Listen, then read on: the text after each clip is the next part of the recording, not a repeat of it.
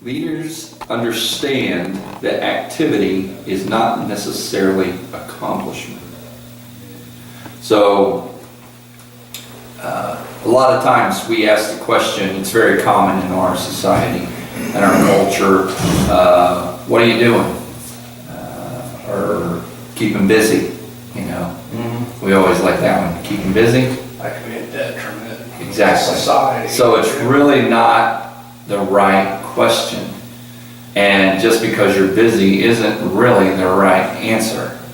Because we can be busy doing a lot of things and accomplishing very little. So really the main question is, what are you accomplishing? What are you accomplishing? What are you doing with your life? What are you doing with what God has given you? I'm reminded of when Jesus talked about, as we know in the King James Version, the talents. That there was a master, there was this fella, he was going to leave. Most of us know the account.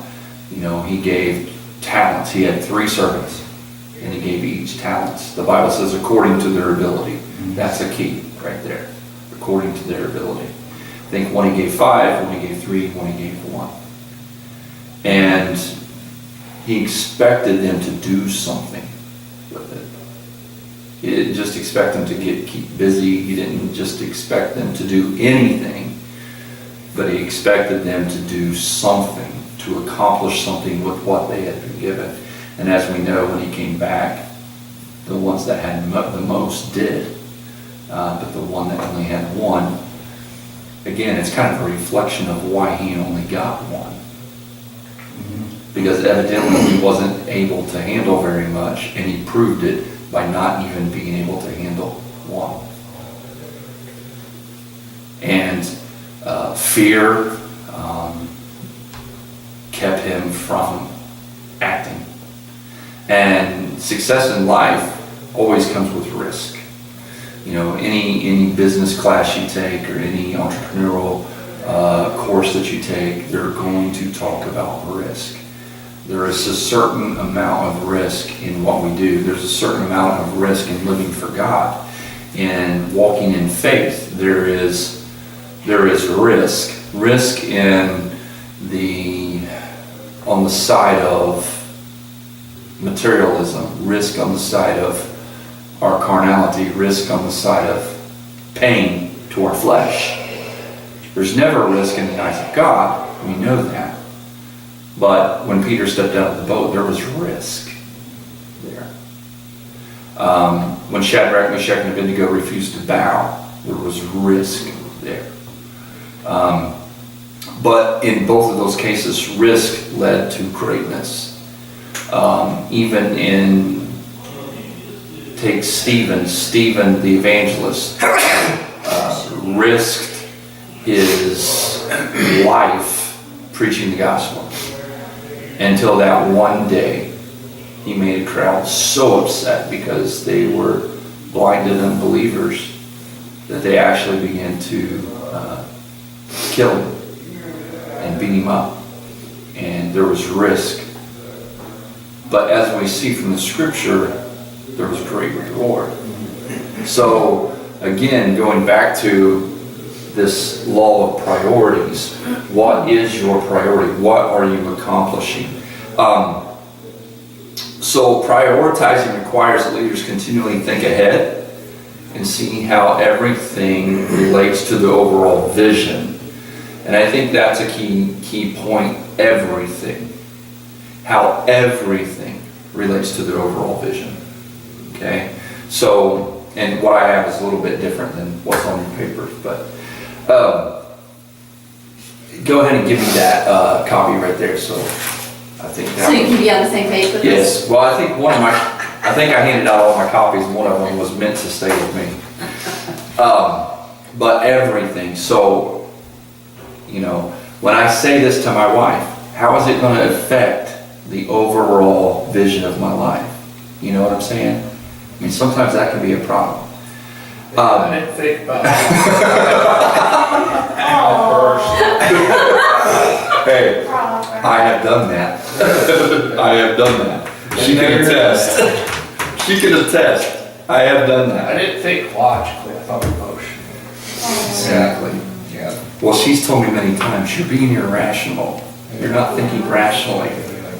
Yes. We're saying, this is not normal. That's her, and that's how she does it too. Really?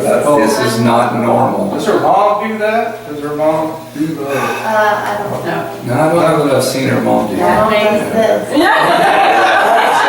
Well, it goes in stages. Because with her, it started out like this. Then it went here. Next is here. Next is- Yeah. So she's gotta hit that, Got you the know. next 10 years. So- Planning ahead. Priorities ahead. Exactly. So it's about to come, so. So we know prioritizing causes us to do things that are at times the least uncomfortable and sometimes painful. Because there's certain things we know have to be done, but we really don't want to do them. Sometimes those things, I mean, I've thought about this in my own life. It's like I know I gotta do this, and it only takes a few minutes. But I just hate doing it. So I put it off, and I think, well, it only takes a few minutes, so I'll do it later. And I put it off, and I think, well, it just takes a few minutes, so I'll do it later. And it never gets done. I have to actually, you have to make yourself just do it sometimes. So, so when you look on the worksheet you have, this law, talking about living the law, priorities, this law is the lever that instead of focusing on getting more done, a great leader gets the right things done. So it's not necessarily about getting more things done, but it's about getting those right things done. How many times, now this is easy for us to look at. Speaking of, What a face. so, but one thing I want to say on this before I forget is that, again, sometimes we find ourselves, like if we would list a top 5 of activities that would give us the greatest return for our investment of our time and our energy. Okay, many of us, I'm sure, would probably write down Bible reading, prayer, spending time with family, and then the few other things that connect to your world and what you do. But if you would look at our daily life, and if we could actually record ourselves and go back and write down everything we did do, little of it would be what we really need to do. Most of what we do is things that get in the way. But we feel like we have to get them done. Because I know sometimes, now this is, and this is, I guess, a strength and a weakness of mine. Because sometimes I keep pushing off certain things. Like I have a book that I wrote that I've already, payment has been made to publish this book. I have the book, I had someone edit it. All I had to do is go through and mark the things I want to change, get in the computer and change it. Still haven't done it. It's been sitting there for months. So little by little, and I'm almost there. I've almost got through it. And then I got to go in and change it real quick and it'll be done. But it's just, I'll get to it. Because it's not something I really want to do. I don't enjoy that part. But there's other things, though, that some people think it's got to be done, it's got to be done, it's got to be done. But to me, it's like, it'll get done. It's not that big of a priority right now. It doesn't, putting attention on that, or giving my time to that, or giving my energy to that at this moment does not give me the biggest return. So sometimes I just say, it's okay. Well, it will get done. And sometimes with priorities, we tend to put off because even it might be extremely important, but it's something that we either have a fear or a dread about. Mm-hmm. And then it comes down to prioritizing according to urgency Mm-hmm. over importance. Mm-hmm. And a lot of times that's because those dreaded things have been called too many times, and you just don't have a choice. It's got to be done now, Mm-hmm. whether we like it or not. Mm-hmm. Yeah, this would be a good time for that little training on what's important and urgent and important and non-urgent and all that. There was one thing that came to my mind when you said that, but maybe it'll come back. If it's important, it will. If it's important, it will. Exactly. So what do we do? When we look at our priorities, we have to look at what's required. Okay. In the work that I do and the roles that I play in life, like we have different roles. Some of us are mothers, some of us are fathers, some of us are husbands, some of us are wives. Some of us, don't think we have any grandparents in this room, but then we have our jobs. We have the thing that gives us an income. Then we have our relationships with our friends. Then we have relationships with God. We have our ministries. We have the things, the volunteerism that we do. So we play several roles. And I think one thing that I continually work on. I don't know that I'll ever actually get anything set in stone, but I've continually done this throughout my life since I've learned about roles that we have, is I constantly go through my life and I think, okay, this is who I am, this is who I am, here's my roles. Okay. Just the other day I sat down at the table and I'm thinking, okay, what are the key groups, activities, or organizations that I'm a part of? And I listed them out. And my goal is to continue to narrow them. But I keep doing this right here. So I'm right in here. But that way, when we focus on our roles, we can focus on what's required of that role. Okay? We have to look at what things must I do that no one else can do. Many times, depending on our personality, sometimes we want to jump in and do things for people that they can do themselves. It may not be done exactly the way you would do it. It may not be done exactly the way you want it done, but they will get it done and it will be okay and it will be just fine. But while you're saying, no, just here, let me do it, that means you're doing something that someone else is having to stand there and watch you do, or they're being non-productive. And then the very thing that only you can do continues to be left undone, because only you can do that. So sometimes we have to be careful of those things too. And if you have something that someone else can do that's really just eating your time away and eating your energy away, then at that point you either need to, one, you have to ask yourself, is it worth it?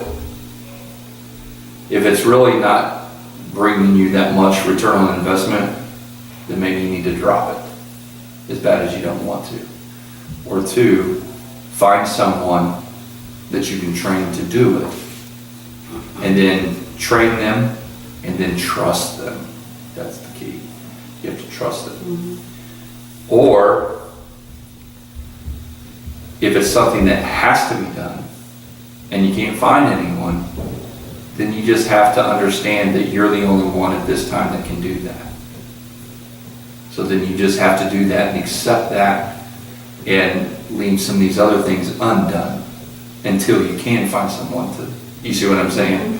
Because sometimes Robert, recently we were talking about this, when he did the Revive Indiana through the jail ministry. I mean, he obtained this huge list of people who want discipleship. Huge. Girls, guys, and there's just him. And he's like, dude, I've got to have people to to help me. I've got to train people to go in, and I've got to have a woman to do this, and I've got to, and then it's like, well, all I can do is what I can do. So if I don't have anyone, that's why Jesus said, the harvest is ready, the harvest is ripe. That's why it's amazing, isn't it? He actually said in Scripture.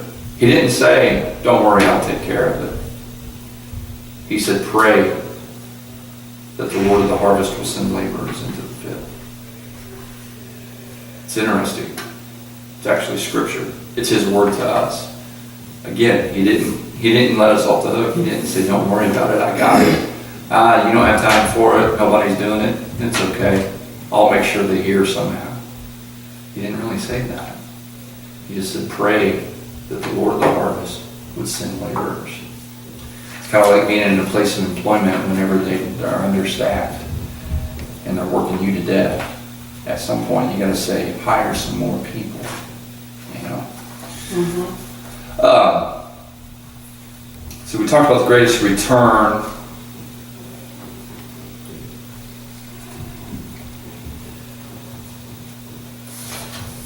Just want to make sure I cover some of the key points here. You know, let's choose what to do. Here, this is a great thing. At the last, it says, as the leader, it is a terrific advantage to be in a place to choose what to do. That is not the starting point, though, at all. But as you work, as you give diligence, you know, Scripture says He's a rewarder of them that diligently seek Him. As we walk the path, as we learn, as we grow, little by little, steady progress, steady plodding, as it says in Proverbs. You get to a point then where you can begin to choose the different aspects of your activity that you do. In other words, whatever organization you're involved in, whatever ministry, whatever job, whatever, if you obtain certain positions, you can say, well, this is what I really enjoy. This is where I shine. This is where I find the most fulfillment. This is what I'm going to focus on. You may have other aspects, but you have other people doing those, and you get to choose what you do. And then when you are, I don't know if I'm articulating it very well, but when you reach this point, and it's not a one-size-fits-all. I mean, you may be doing this in some areas of life and not others. Again, it's all back to those roles. But there's certain roles in my life now that I have a lot more leeway on when and how I do it. And it brings so much more fulfillment to me personally, which then brings better relationships in my family, better relationships to the people around me, and the work that I do is better, and it is more fruitful because all my energy is good, and my the way that what I'm putting into it. You can focus your chi. You can focus your chi. That's where I was going. You know, I was thinking of Kung Fu Panda. You know how to really, you know, the secret. Yeah. You know, yeah. So, but I told you I may not articulate it well, but I'm trying to think. Okay, how do I put this in words Always go back to the movies. that are churchy? Exactly. Just remember that. From the movies. That's why they make them. Is to help us through life. So. Okay, let's turn off the video. Oh no, we record the whole thing for. Yeah. Oh, you want to see some of the stuff that he's recorded? He may have erased it, but we let it fly in here sometimes. No, so not everybody is a leader, right? No, that's wrong. Everybody is a leader. Everybody's leading. Everybody has something to lead. Okay, well, Even even if you are a stay-at-home grandmother that's retired, you have grandkids. I've got to find out what my priorities are. Baking. I know. Because you know what I just realized? That I like That's to take what other perfect. people are in charge of and help them. Yeah. And then I end up And- taking over. And then sometimes you like to force your help. Yes. And it's like, I'm just thinking, I'm just putting this out there. I feel bad because Brittany is the one that talked about cakes. So she asked for my help and then I end up being the leader. Okay, turn it off. I know. And then Nobody knows I'm who thinking Brittany about, leadership meetings. I end up like pushing my way. Yes. And then it's like in everything. Everything. But in every aspect, in everything, there are different niches, different areas that need various leaders. Yeah. What you're on to that, you're on to something actually. Well, thank you. What you're talking about is it's not a negative. It's actually a positive. But then how do we focus that in a way that fulfills you? Right. Because you look, as soon as you started saying that, I began to think of McDonald's. Okay? Here's why. Are you hungry? Here's why. Like your first lesson. Because the McDonald brothers, okay, they knew how to make a good hamburger and french fry. That's all they could do. They went so far with it, and then that was it. It wasn't until Ray Kroc came, because they tried to franchise, they tried to expand, they couldn't do it. It just wasn't in them. Ray Kroc came along. Ruined the hamburger, but created an awesome business. Exactly. He took what they had, and then he turned it into McDonald's. So Ray Kroc wasn't the guy that made the hamburger. He wasn't the guy that made the french fries. He wasn't the guy that started the business. He wasn't the guy that had the idea for the business. They did. But then he came in, saw what they were doing, and a light bulb went off and he thought, okay, I can take this further. And then now we have McDonald's. So there's something there to that. It's not, and that's what consultants do. There are people that give advice and they consult and they say, look, here's where you can take it. Where I think your hang up is, I don't want people to do it. I'm speaking into you, Okay. is because you have this vision of perfection in your mind of how it could be, that you have a hard time letting go and letting them do it. Because you're like, no, I know how it can be done. I know how you can do this. So then you take it and then you do it. Right. And then all of a sudden you're doing 5 things. Yeah. And then you're staying up till 3, 4 in the morning after coming home from work Hush. so you can sleep a couple hours and go to church. You know what I mean? And that's the truth. And so you're on to something though. You're on to something. What's cool is that you're seeing that. Yeah. So it's like, okay, wait a second, here's a light bulb. But the thing is though, it's a very positive thing. It's a very positive thing. It's a very strong attribute. Now it's just, and this isn't going to happen overnight, but now it's just, okay, so now I'm starting to see this. Now what do I do with it? Also with that, got to,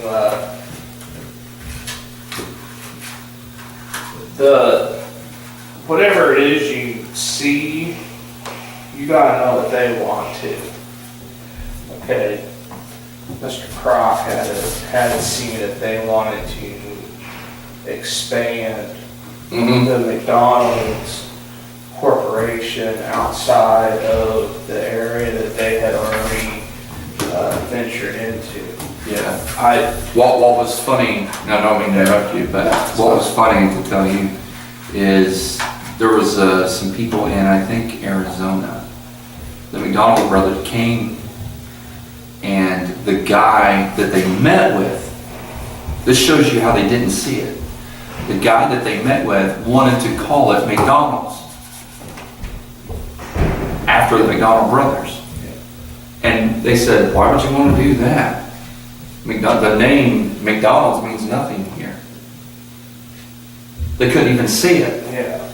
But Ray I Kroc came couldn't see and, what they had established Yeah. already, and that they already had a name for it. So, you know, Jerry Jones did the same thing with Dallas Cowboys. oh, here we go. Oh, no, Here we go, This Dallas fits great, and I can prove this to a T. Ted Schramm had established an American football franchise that was beloved and known throughout the United States. But they had no global influence. They were America's team, and that's what they were known as. And when Tex Schramm sold it to Jerry Jones, there in 88 or 89, Jerry was fifth on the list as far as who he was looking at he would sell the team to. Okay, and Jerry takes it, and he is not only, he is the driving force owner of the National Football He League. created an The empire. reason why they're playing over in Europe right now and in London, he is a key factor in that. Yeah. Because the Dallas Cowboys went from just being a home name in the United States, he made it a global brand. Now, I had heard one thing on Jerry Jones that I do like He's a billionaire in now. Cook County, but he said, I heard, now I didn't fact check this yet, but someone told me that he said if any of his football players kneel or protest during the national anthem, Yeah. I heard it too. they're fired. Yep. That's the way it should be. He said because, He came out after should week even long. support a sport And that will he's- not support their nation. and he said, he said, you work for me. I'm the one that pays you. That's what he said, so.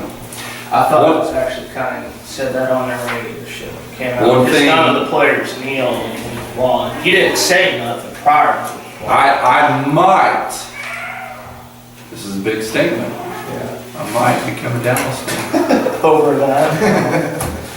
Hey, one thing that, as we end here, one thing I want you to think, you may do this mentally, you may do this physically, whatever, but I do find at times it is a help, just to help focus. It usually doesn't take that long. Sometimes it may take a long, thoughtful process. And that's the thing too, and this is what I'm trying to get myself to do. It's okay to sit and think. No, absolutely. Yeah. You know, sometimes because we're not doing any activity, we think we have to be doing something, but it's okay to have a place, take a walk, whatever, where we sit, we stand, we contemplate, we think. A lot of motivational speakers, improvement leaders and such as John Maxwell. John Maxwell. He has a thinking chair. And I didn't know about that, but Yeah, that's, he did. I can see that. I assume he still practices it, but yeah, he Yeah. talked about he has a thinking I chair. think I did read about that though. So, But yeah, they will teach about your thinking time. yeah, Zig Yes. Ziglar was big Yes. about thinking time. yeah. And there was a job that, what actually got me started in self-development and such, and introduced me to a lot of these different people. We were required, as a part of our self-improvement program, because we were supposed to be on it 100% of the time. Every single day, we were required, as part of our job, off the job, we were supposed to spend time in self-improvement. Part of that requirement was at least 15 minutes of thinking time. Yeah. And it had to be to help wash ourselves of the stinking thinking Yeah. that Yeah. so many of us tend to do. And that's why, even though Google scares the kabookas out of me, that's why one of the reasons they thrive is because their headquarters, their working environment It's a huge think tank. is a huge think tank. Everything they have, everything they do feeds into creativity, inspiration, and thinking. So there's something to be said for that. Some of the better educational facilities for our kids even cater toward the ability to think, to get out of the cookie cutter, sit at a desk, read a book, write it. They're expanding And exploring. and they're exploring the way we're created. Because here's the thing, there are some kids, this is how they thrive, right here in this, but not everybody does that. So they're exploring, we're created in the image of God. I mean, we're so vast. Each of us has limited portions of God's totality, right? We're not, any one of us are not all things. Right. But each of us are something that together, exactly. Fit together. Exactly. Everyone brings that piece. And something just came to me, not only having the ability to allow yourself to think outside the box and be adventurous in your mind, in your heart and such, but also as a network of a body of believers having that ability to communicate well between each other, so that we can grow in that. One of it doesn't happen often, but one of the coolest places to be is when you are sitting around a group that you have a dude in a suit and tie, and you have a dude in jeans and a flannel, long hair and a bushy beard, and then you have an African American, Hispanic, just in other words, you have all these variations, cultures and ethnic, and you sit around and you find that common thread, and this guy may be clean cut, slick hair, business to the T, and this guy may be tattooed out, earrings and rock and roll, and yet they're on the same mission. I mean, it's an awesome thing. So anyways, but one thing. That's a cool picture that you just drew. Yeah, I mean, it is really awesome. So, and again, mentally or actually physically. So again, sometimes I do actually sit down and just physically write. Even if I keep the piece of paper or I throw it away later, there's a connection between writing and there's a mental connection there. Helps you remember if you write it. Yes. Down and see it. Yes. And if you say it while you're writing it. Yes. you remember it. Yeah, it becomes a part. So, but do not neglect what you love. Okay? Make a list. Make a list of what you love. What you love to do, who you are, what brings you the most fulfillment, what brings you the most joy, what brings you the most return on investment. And then prioritize your time around that list. It's hard to do sometimes. And it's not a one-time thing. You have to continually do it. So what do you love? Prioritize your time around what you love. And be willing to say no to some things.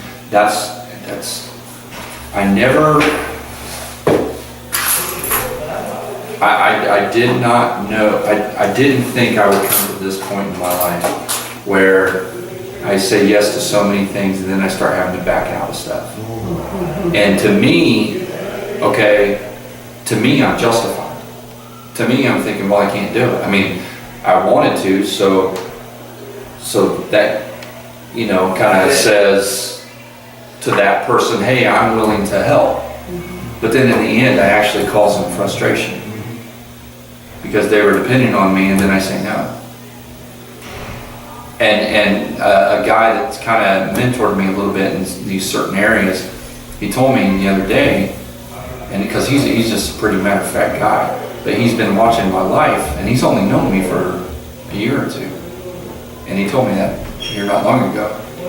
He said, you're going to have to start saying no to some things. He said, because what you're doing, you keep saying yes, and then you back out of stuff, and that's not, basically, he said, that's making you look bad. Forget how he put it, but that's what he meant. He said, it's making you look bad. And then it caused me to think of this one person I know that used to be, I used to be around a lot. And that was the thing that people got tired of listening to him. And they lost their influence because they kept saying yes to everything, and then they became they weren't very dependable. Right, he lost integrity. Lost integrity. And that's like where I'm like, it's not so bad to say no. Sometimes. It may be a good thing. It may even be something simple. But instead of thinking, okay, it won't take too much, I'll do it, I'm starting to learn to say no.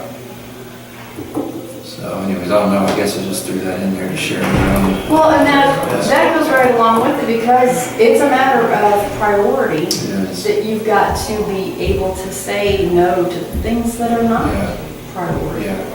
And this is where too, you can see where people, and I'm not here, but it did make me think of certain people that are their time, like everybody wants their time, but they've learned to say, okay, I will come there, but it's going to cost you. You know what I mean? Right. So, for instance, with John Maxwell, we're getting our information from John Maxwell. He can give you time, but it's going to be scheduled way in advance, and it's going to cost quite a bit of money. Right. And so much of the time when we think, oh yeah, I can do that, and not saying no, because you don't want to hurt that person's feeling. That's a lot of it. Absolutely. Absolutely. Long usually, and then you forgot you made that commitment. Right. Exactly. And then you're in a bind. But instead of thinking, okay, I don't It's have happened to to me be, several times. I don't have to be the one to do this, somebody else can. Yeah. Just because I have a set of wheels doesn't mean that I have to be the one to go get this person because they asked me to. I could instead say, well, we have a bus ministry that can swing by and pick you up. Or so-and-so lives closer to you. I have to be here at such and such time. Let me get you in touch with this other set of wheels. Yeah. I had a couple things. I don't remember who I was listening to when I was reading. They brought up how the accomplishment always looks better. Yes, we go if you need to. Introduce it. When people are looking for somebody to do whatever and say a college education, the guy who completed his associate's degree in 2 years always looks better than the guy who attempted a bachelor's degree, went for 3 years and then stopped. The one that completed a task and job always looks better. Even though this guy's got more of an education, maybe fits the requirements better. There is Barely me. there is That's from Joy. stock, high stock in somebody We never did. that goes into something and completes a decent job. I got And then that secondly, you want a copy of them? their take on this, but Okay.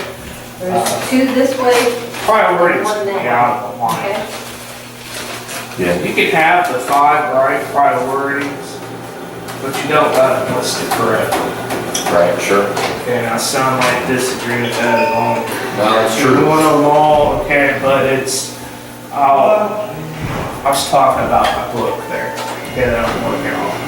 You know what? Even if I completed everything, I got everything in that book, or you've got everything in it you need. Oh, he drank it But like. chapters are out of priority, they're out of sync of how they need to flow.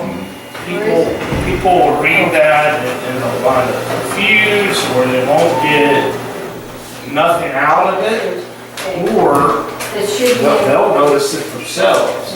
They'll finish it, they'll say it's a good book, but this should have been there, that should have been there. It's completely out of sync Yeah. with the flow of how it should have went. And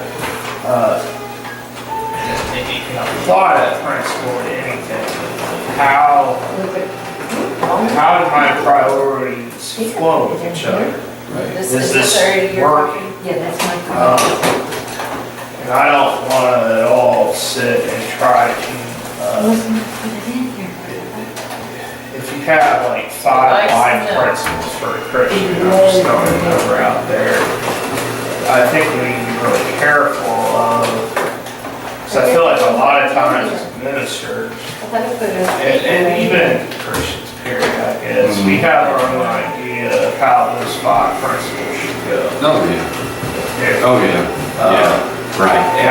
And I would say more often than not, you teach that and preach that and spoon it at people, that's- shove it down people's throats, and that's how it should be, but This is, she said Not- that with this. you're not living that person's life. Right. I mean, it's hard for me to say that because I've got my own things that I feel like should be priority over other things, but and it's hard, it can be real difficult to sit and let somebody else, say, do it their own way. Oh, yeah. Yeah. When Andy Stanley did an excellent series and wrote a book called Principle and Path. And it's all about priorities. Yeah. Okay, and more often than not, as a pastor, he sits down with the guy, they tell their story, and he's like, well, where'd you think you were going to end up? Yeah. Now, hindsight's 20/20. Right. But I'm like, if you would have sat down with me a year ago, I could have quite easily told you where you were headed, where you were going. He's gifted at, in that area. He's very good at it. You He's, He's, I can send the video series on. It's pretty short. They're only like 20 minutes, and it's four videos, and I can share it. Yeah, actually.